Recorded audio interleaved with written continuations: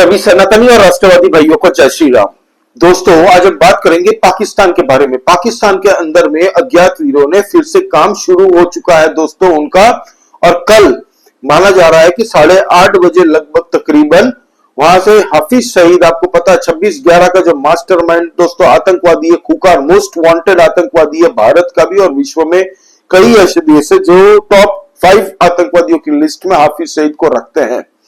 और भारत का most wanted दुश्मन है दोस्तों हाफिज सईद। उसके कॉन्वॉय के ऊपर में किसी ने अंधाधुंध गोली से फायरिंग की, जिसमें अबू कतल नाम का, जो कि हाफिज सईद का भांजा है और दाहिना हाथ है दोस्तों, वो मारा गया। उसके साथ में एक और आतंकवादी मारा गया।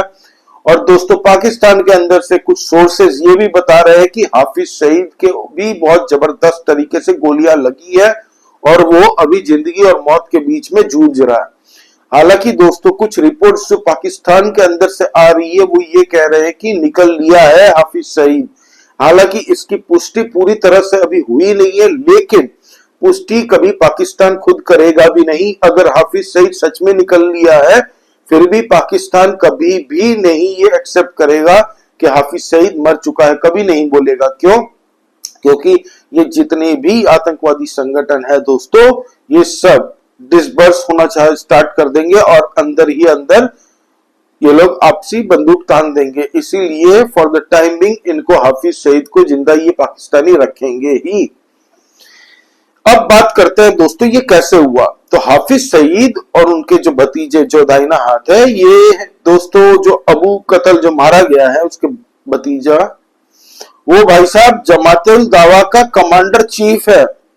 इसने कश्मीर के अंदर में बहुत सारे ऐसे अटैक्स है दोस्तों, टेररिस्ट अटैक जिसको प्लान किया, उसका ये मास्टरमाइंड था।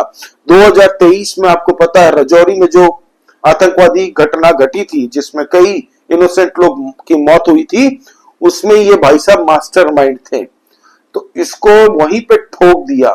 तो ये लोग मीटिंग करने गए थे दोस्तों दूसरे आतंकवादी संगठन के साथ में, उनके टॉप कमांडर्स के साथ में, जेलम के अंदर में। तो अब मीटिंग करके वहां से निकल रहे थे, तभी इनके ऊपर में किसी ने अंधाधुंध फायरिंग कर दी और उस फायरिंग में कहा जा रहा है कि ये लोग निकल लिए दोस्तों। अब सोचिए पाकिस्तानी आर्मी आईएसआई खुद इनको प्रोटेक्शन देती है दोस्तों। यहाँ के आतंकवादी जो है पाकिस्तान के अंदर में, उनको सिक्योरिटी देती है आईएसआई और पाकिस्तानी आर्मी। उनके बीच में कोई आया अचानक से और अंधाधुंध फायरिंग करके इनके कॉन्वॉय के ऊपर में अंधाधुंध गोलियां चला इनकी गाड़ियों के ऊपर में और भाग गए। एक वीडियो क्लिप आई है दोस्तों, जैसे ही गोलियां मारी गई उसके बाद में क्या हुआ अब देखिए कि इतनी गाड़ियां कैसे अचानक से वहां पे पहुंच गई। ये आप सोचिए, आपको पता चल जाएगा कि पाकिस्तानी आर्मी ही उसको प्रोटेक्शन देती है। अब देखिए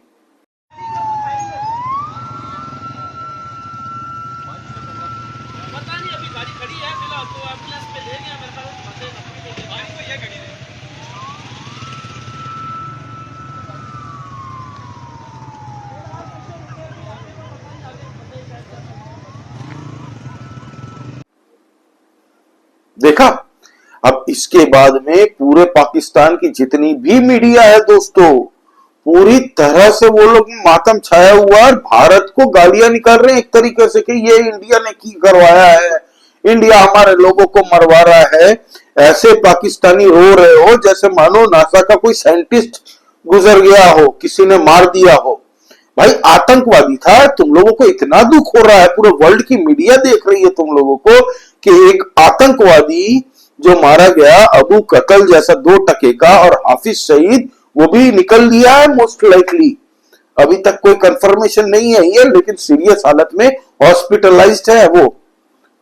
मरते मरते अब बस बोलते हैं ना 2-3% अगर जान बची होगी तो मुश्किल से बची होगी। और ये पाकिस्तानी मीडिया के सामने ऐसे रो रहे हैं कि भारत ने करवाया है। प्रूफ दो ना, इंडिया तो बोल रहा है प्रूफ दो। हम क्यों करने जाएंगे भाई? अब किसी अज्ञात वीर ने किया है तो हम थोड़ी करेंगे, इंडिया थोड़ी करने जाएगा। किसी ने भी किया, हो सकता है अमेरिका से किसी ने करवाया हो, क्योंकि मोस्ट वांटेड वो खाली भारत का नहीं था आतंकवादी, कई देश की लिस्ट में वो मोस्ट वांटेड था। अमेरिका ने तो $10 मिलियन का उस पे अनाउंस बाउंटी रखी थी कि जिंदा या मुर्दा कोई भी हमें हाफिज सईद ला के दो, $10 मिलियन ले जाओ। और आज से नहीं, बहुत पहले से उसके ऊपर बाउंटी है। तो किसी ने भी करवाया हो सकता है आपस में ही दो आतंकवादी संगठन में लड़ाई हो चुकी है और उन्होंने एक दूसरे को भून दिया हो। अज्ञात वीरा अनआइडेंटिफाइड मैन है भाई, सलाम है जिसने भी किया। इंडिया का, भारत का दुश्मन मरा है भाई, हमें मतलब उससे है, किसने किया है उससे हमें नहीं है। इंडिया कह रहा भाई, इंडिया कभी नहीं करता किसी के देश के अंदर में, हम लोग बहुत शरीफ आदमी है, इंडिया भारत वही शरीफ है। 26/11 जब हुआ था, मनमोहन सिंह जी ने कुछ किया था पाकिस्तान के ऊपर में? यही दोस्तों भारत की आइडियोलॉजी में चेंजेस आए हैं। मनमोहन सिंह, आपको पता है ना, पाकिस्तान का नाम 26/11 के बाद में आर्मी, इंडियन फोर्स सबने कह दिया था कि खाली बोलो आप, हम लोगों को फोड़ देंगे पाकिस्तान को हम लोग। डायरेक्ट सबूत थे भारत के पास में उस वक्त, लेकिन कांग्रेस की सरकार उस टाइम में नल्ली बन के बैठी रही। नहीं नहीं, हमें रिश्ते सुधारने हैं, कोई दिक्कत नहीं है।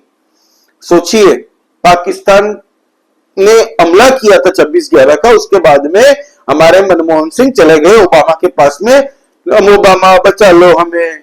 सोचिए, ये होता है मिजाज का चेंज होना। अब मजाल है पाकिस्तान में गलती से भी मिस एडवेंचर करने की भारत के ऊपर में सोची भी तो पाकिस्तान का क्या हाल है आप लोग देखिए। पाकिस्तानी लोग एक एक पाकिस्तानी समझ जाए तो बेहतर है, गलती से भी गलती मत कर देना। भारत के ऊपर में कुछ भी अनसंड ब्लेम करने का, या भारत के अंदर में कुछ भी मिस एडवेंचर करने का जवाब तुम 1% करोगे ना तो 99% डाउनलोडिंग हम लोग कर देंगे। लेकिन भारत अपने प्रोग्रेस करता है भाई, हम लोग इकोनॉमी करते हैं, ये सब अज्ञात वीर वाला गेम हम लोग नहीं खेलते। ये पाकिस्तान को समझ जाना चाहिए। भारत क्यों करेगा? मैं आज देख रहा था कुछ पाकिस्तानी यूट्यूबर दोस्तों, कमर चीमा जैसे लोग, उसको तकलीफ हो रही है भाई, वो जैसे नासा का साइंटिस्ट मरा हो, जैसे नोबेल पीस प्राइज का अवार्ड लिया हो हाफिज सईद ने। इतना दुख मातम मना रहा था, छुपा नहीं पा रहा था, लेकिन दर्द दिख जाता है ना कि इंडिया का इसमें हाथ है, इंडिया का हाथ है। भाई इंडिया को मारना होता तो पहले ही मार देते, इंडिया को मारना होता तो पहले ही मार देते। तुम लोग अपने आपस में, तुम लोगों की लड़ाई होगी इन आतंकवादियों की जिन्होंने एक दूसरे को ठोक दिया। हर बात में तुम लोग इंडिया को ले आते हो। बलूचिस्तान ने अभी 3 दिन पहले पेला है इन लोगों को, ट्रेन हाईजैक कर दी थी जफार एक्सप्रेस को। 214 जन जो हॉस्टेजेस थे दोस्तों, उनको भी बलूची लोगों ने, बलूचिस्तान के फ्रीडम फाइटर्स ने उड़ा दिया।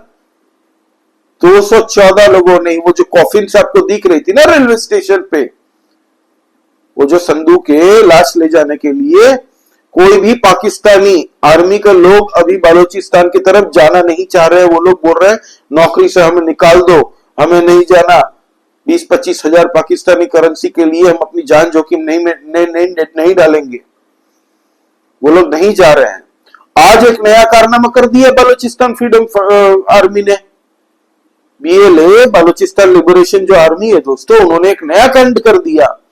पाकिस्तान के फौजियों की दोस्तों कॉन्वॉय जा रहा था बस में, तो उसके ऊपर में चारों ओर से हमला हो गया, अंधाधुंध फायरिंग हो गई, जिसमें कहा जा रहा है कि 90 पाकिस्तानी सैनिक निकल लिए तत्काल टिकट लेके भाई एकदम सीधा 72 के पास। तो ये तो पाकिस्तान का हाल है। और ये लोग बोलते हैं कि इंडिया करवा रहा, हर चीज इंडिया करवा रहा, तुम लोग पैदा हुए उसमें भी भारत का ही हाथ है। ऐसा थोड़ी होता भाई, एक्यूज करना और क्रिटिसाइज करना दोनों अलग है। तुम लोग एक्यूज कर रहे हो,